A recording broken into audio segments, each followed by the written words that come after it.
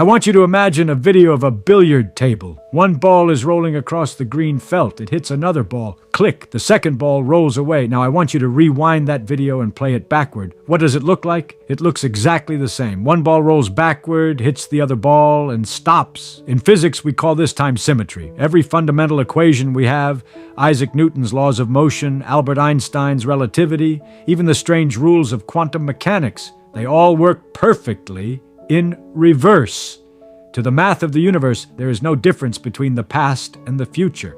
The gears of reality can turn clockwise or counterclockwise without breaking a single rule. But you and I know that's a lie. If I film myself dropping a glass of water on the floor, it shatters into 100 pieces. If I play that video backward, you immediately know it's a trick. Shards of glass do not randomly leap off the floor. Perfectly fuse together and land in my hand. But why? If the laws of physics work in reverse, why doesn't the glass unshatter? Why do you remember yesterday but not tomorrow? Why do your cells debt? Why do we die? Welcome to the most depressing, terrifying, and inescapable rule in all of science. Today we are looking at Feynman Lectures Vol I, Chapter 46, and we are going to explore entropy and the arrow of time. Richard Feynman begins by asking us to look very closely at that shattered glass on the floor. When the glass hits the ground, the kinetic energy of the fall doesn't vanish. It turns into sound and it turns into heat. If you measured the shards of glass on the floor, they would be slightly warmer than they were in your hand. The atoms in the glass and the atoms in the floorboards are jiggling around very fast. Now, Feynman asks a dangerous question. Is it physically possible for the glass to reassemble itself? The answer is yes. It does not violate the laws of physics. For the glass to unshatter, all that needs to happen is for the trillions of atoms in the floorboards to accidentally bump into the shards of glass in the exact same direction at the exact same time. If the thermal jiggling of the floor randomly synchronized, it would act like a synchronized trampoline, launching the pieces of glass upward. The pieces would hit each other, the atomic bonds would snap back into place, and the glass would land in your hand. It is 100% allowed by physics. So why doesn't it happen? Statistics. Imagine a deck of cards brand new out of the box. Spades, hearts, clubs, diamonds, perfectly ordered. You shuffle a deck once, it gets a little mixed up. You shuffle it 10 times, it is completely randomized. Now keep shuffling.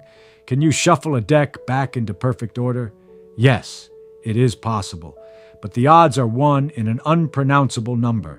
There is only one way for the deck to be perfectly ordered, but there are 8 times 10, the 67 ways for it to be messy.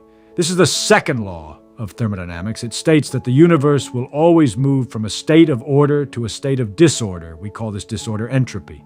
Feynman says that the arrow of time, the reason time feels like it flows forward, is simply the fact that there are more ways for things to be messy than for things to be neat.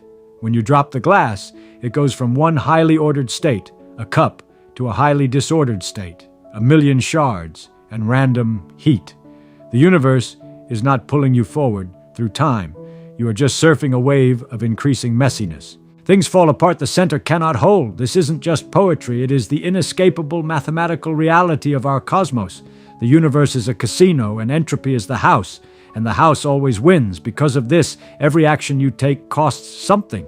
Every time you move your arm, you burn glucose and you radiate heat into the room. You have increased the entropy of the universe.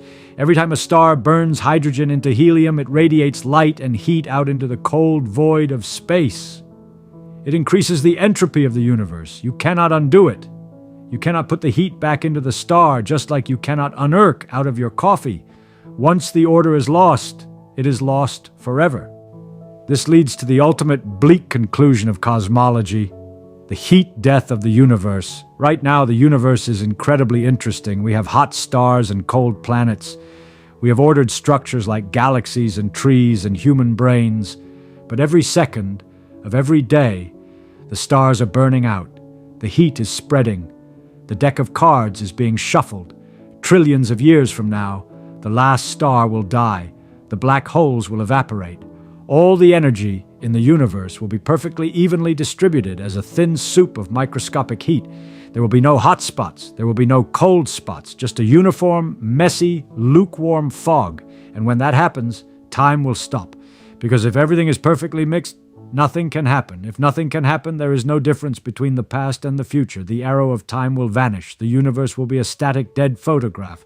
Feynman taught us many beautiful, uplifting things about nature, but he never sugarcoated the truth. The second law of thermodynamics is the ultimate grim reaper, but there is a silver lining. We are not at the heat death yet. We exist in the golden age of the cosmos. We exist in the brief, beautiful window where the deck of cards is still being shuffled, where there is still enough order in the universe to form stars, to form oceans, to form eyes that can look up at the night sky and wonder. So, the next time you drop a glass and it shatters on the floor, don't just get annoyed. Look at the pieces. You are watching the arrow of time in action. You are watching the fundamental mechanism that drives the entire universe forward. You are watching the cost of being.